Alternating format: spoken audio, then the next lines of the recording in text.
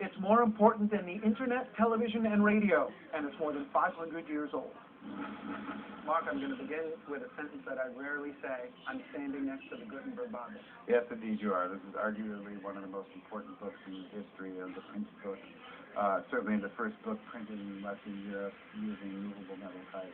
Why it was meaningful that this was printed with movable metal type?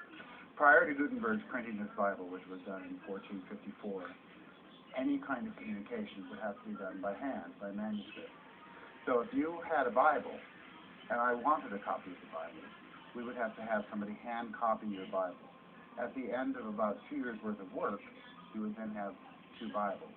And of course, not only does it allow the creation of a book like this, but it really was the introduction of mass media.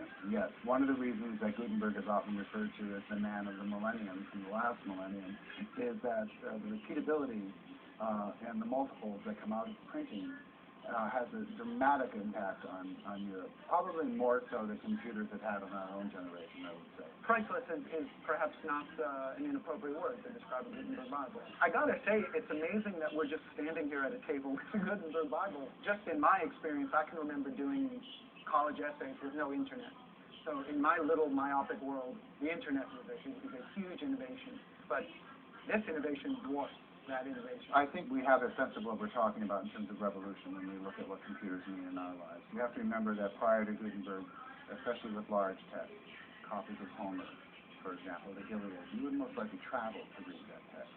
Amazing. By 50 years after this book is printed, the world has been completely changed. There are millions, literally millions, of printed books in Western Europe, all prompted by Gutenberg's effort to create a manuscript by using prints with movable type. This is the actual book that came off his press.